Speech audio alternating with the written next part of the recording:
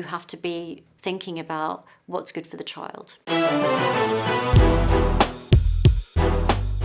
One of the first questions a client will ask me is, what happens to the children? The best case following a divorce is where the parents have cooperated. Unsurprisingly, that doesn't happen in the vast majority of cases. I had a recent case where the husband had had a series of affairs which the wife found out about, and she decided not only that she was going to leave the family home without telling the husband, but also that she didn't want the husband to have any contact with their daughter at all. And she rebuffed all his efforts to allow him to see their daughter. So at that point, the client came to see me, and I said, okay, let's write to her.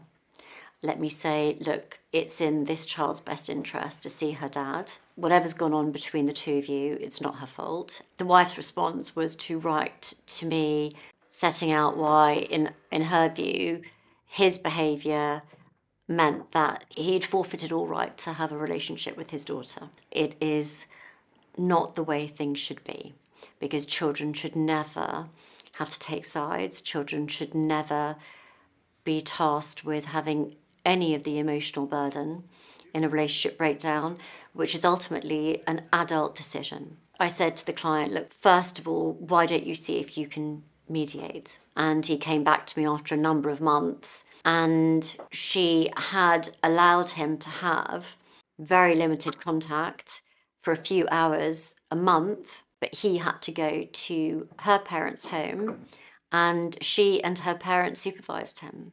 It was very, very uncomfortable. I said to the client, look, we've got no choice. We will have to make an application to court. The guiding principle for the court is the welfare of the child. So what is in the best interests of the child? If a mother, for example, is saying the father should only have alternate weekend contact, the judge is going to ask, well, why? The attitudes have changed in society, and there is much more emphasis now on there being, if not equal, but at least shared care. So the case dragged out for months and months and months. We had to get an independent social worker involved, and the social worker recommended that there should be a shared care order, and the mother didn't accept it. So we had to have a hearing, and the judge then imposed a gradually increasing pattern of contact, starting with his first ever overnight with his daughter in 2 years. And that moved up to shared care.